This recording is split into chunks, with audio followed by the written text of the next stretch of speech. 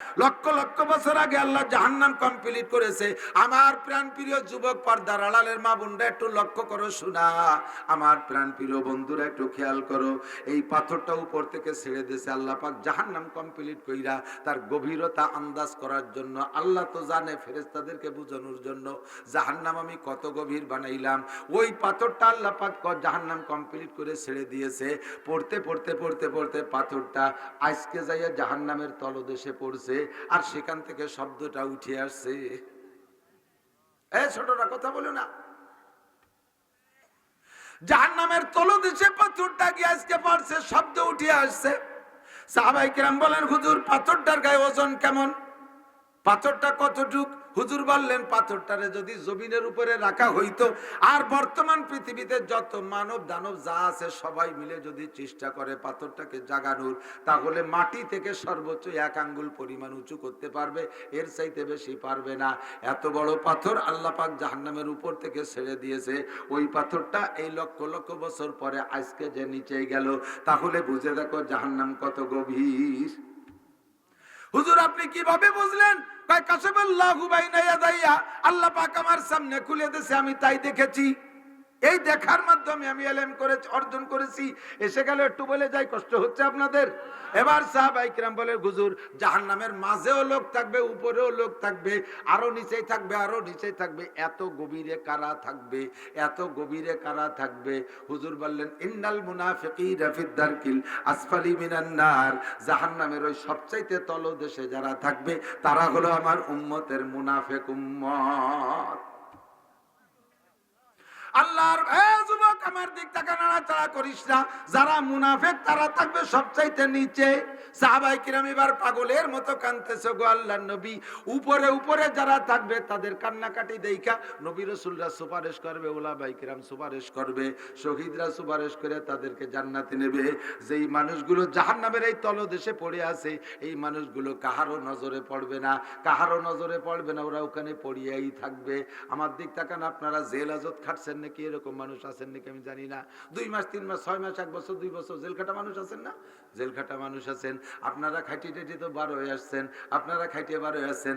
যারা জেলে গেছেন তারা আমার একটু সহযোগিতা করেন কথায়। জেলখানায় কিছু কিছু কয়েদি এমন থাইকা যায় যাদের পক্ষে কোনো উকিল নাই, যাদের পক্ষে উকিল নাই, তাদের এই দাবি দরখাস্ত মুভ করার মতো কেউ নাই। ওই চট্টগ্রাম ধরা পড়ছে, ওখান থেকে চালান হইতে হইতে গোপালগঞ্জ জেলখানায় আসছে। যুবক বয়সে ধরা খাইছে, বুড়ো হয়ে গেল জেলখানায়, এখনো বেরোনোর কোনো ব্যবস্থা নাই। ওদের কোনো উকিল নাই, ওদের কোনো তদবির করার মানুষ নাই। এরকম কয়েদি জেলখানায় আছে না নাই? ওরা জেলখানায় আমরণ কারাদণ্ড, ওখানেই মরবে। তাদের পক্ষ থেকে জেল কর্তৃপক্ষ তাকে দাফন কাফন করবে। এরকম কয়েদি অবশ্যই আছে।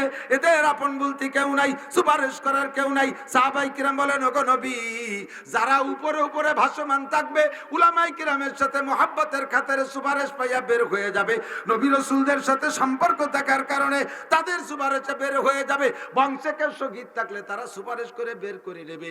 আর এই তলদেশে হাজার হাজার কোটি কোটি মাইল নিচেই যে মানুষগুলো পড়ে থাকবে মুনাফিক, ওগো আল্লাহর নবী, তাদের তো সুপারিশ করার কেউ থাকবে না। ও আল্লাহর নবী, এই মুনাফিক কারা একটু পরিচয় বলেন। আমি কি মুনাফিক হয়ে গেলাম নাকি? আমি একটু নিজেকে নিজে মেপে দেখি। হুজুর বলেন, আয়াতুল মুনাফিকে সালাসা, মুনাফিকের আলামত 3টা। একটু মস্ক করেন কয়টা? আমি একটু বলাই এজন্য যাতে কিয়ামতে অস্বীকার করতে না পারেন যে আমি কোনোদিন শুনি নাই।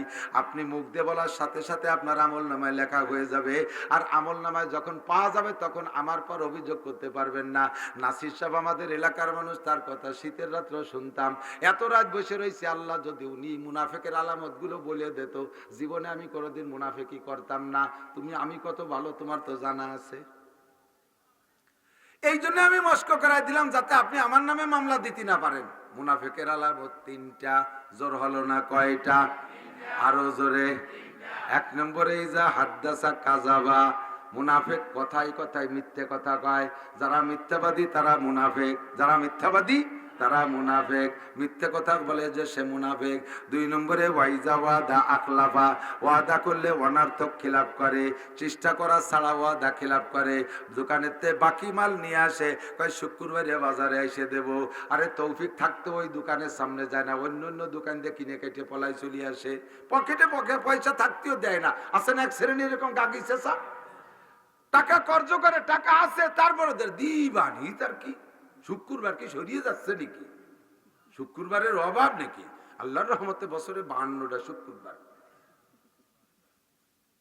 কতক্ষণ ওয়াইদা ওয়াদা আখলাফা, ওয়াদা করে খিলাফ করে, ওয়াদা করে আমার সাথে সম্পর্ক রাখো, আমাকে নির্বাচিত করো, আমি এই দেব ওই দেব সেই দেব, আসমান ভেঙে জমিনি নামাবো, রাস্তা কাটিয়ে খাল বানায় দেবো, 12 মাস কাল নৌকা বেয়ে বেড়াবা, লাঠির মধ্যে মুগুর বাড়বো, আল্লাহর রহমতে সকলের কম্বল বাড়ি বাড়ি পৌঁছে দিয়ে আসবো, চাটাম চুটম দিয়ে নির্বাচনের পরে ওনারে বাটি তালাশ করিয়া বাটি চালান দিয়েও পাওয়া যায় না, খায় উনি ঢাকা বসে আছে।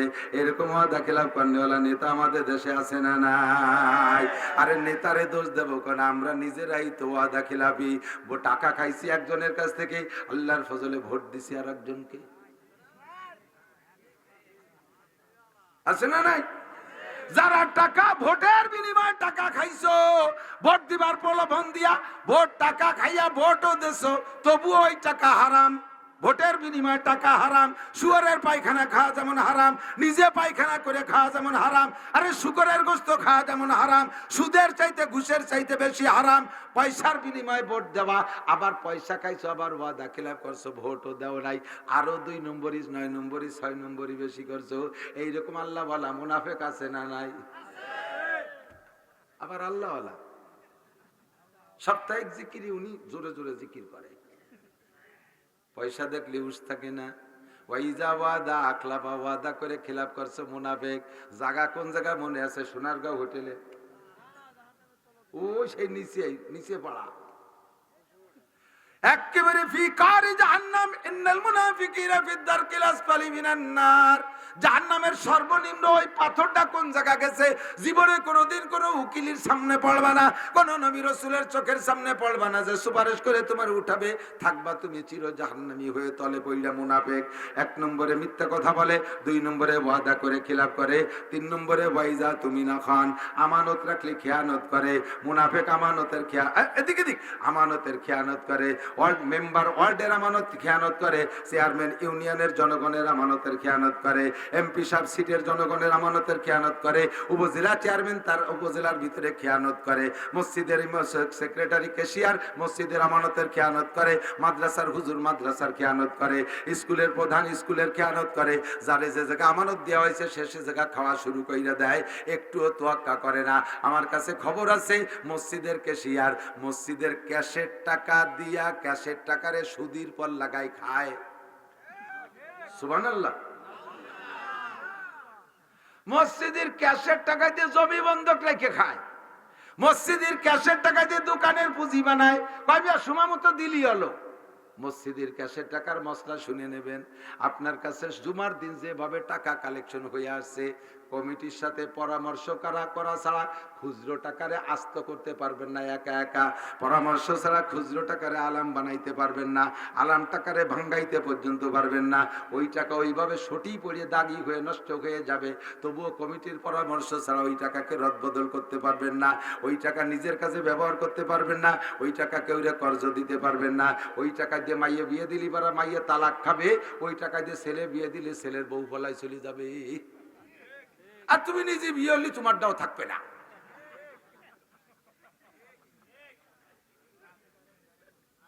ওই টাকা দিয়া দোকানের পুঁজি বানাইবা, দোকানে আগুন লেগে যাবে।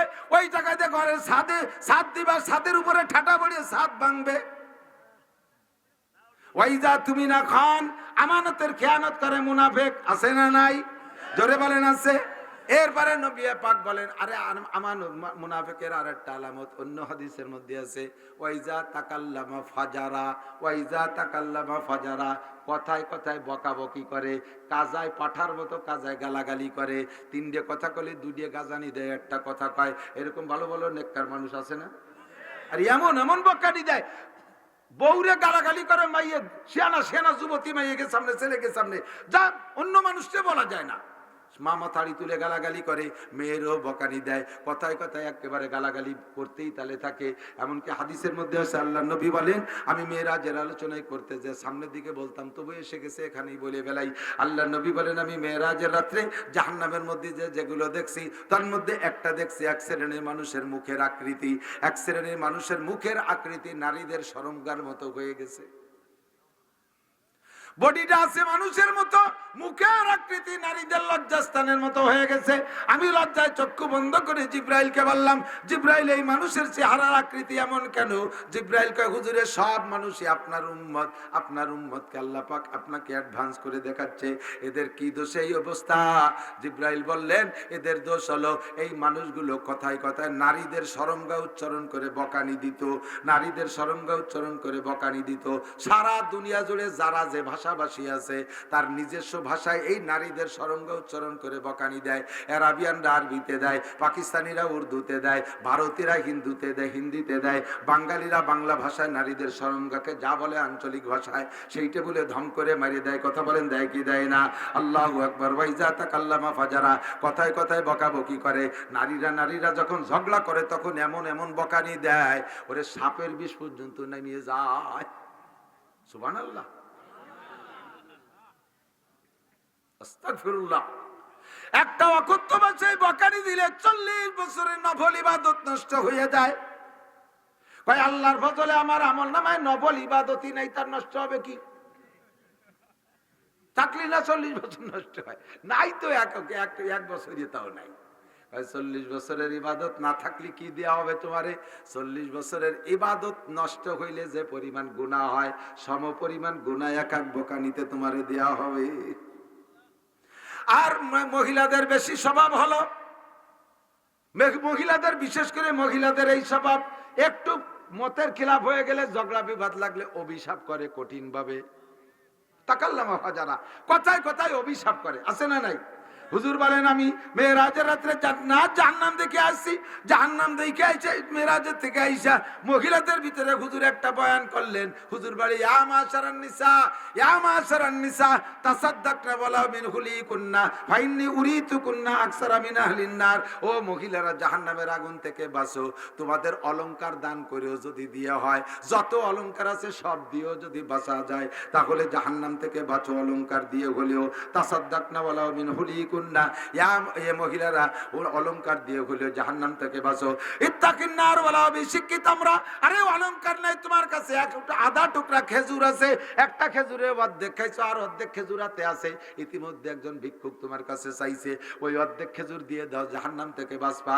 এভাবে যেভাবে পারো জাহান্নাম থেকে বাঁচো। ফাইন্নী উরিতুকুন্না আকসারা মিন আহলিন নার, আমি মেরাজের রাত্রে জাহান্নামের ভিতরে নারীদেরকে বেশি দেখেছি, জাহান্নামের ভিতরে নারীদের বেশি দেখছি। বাঁচো, মারা বাঁচো।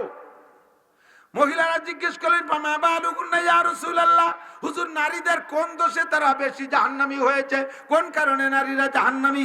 হুজুর বললেন, মহিলাদের দুইটা স্বভাব বড় মারাত্মক স্বভাব।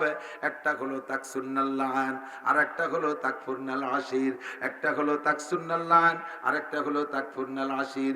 মহিলারা বেশি বেশি অভিশাপ করে, বদদুয়ার গুরু, ঠিক না? পুরুষরা অত বদদুয়ার দাঁত ধরে না, 2-3 গালাগালির ভিতর দিয়ে হাতের আমল শুরু করে দেয়,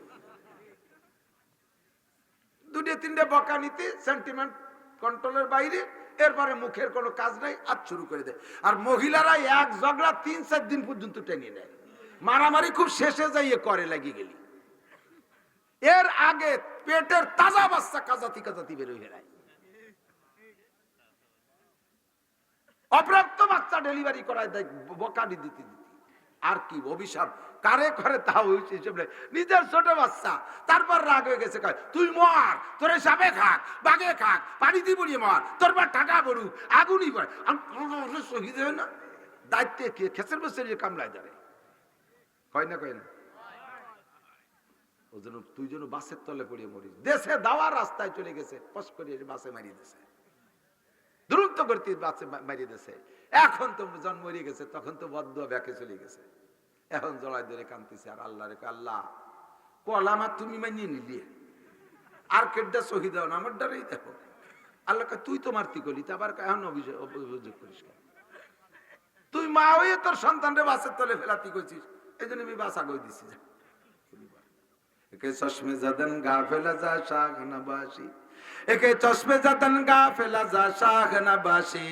শায়াদ কেনেগা কুনাদা গাহানা বাসি।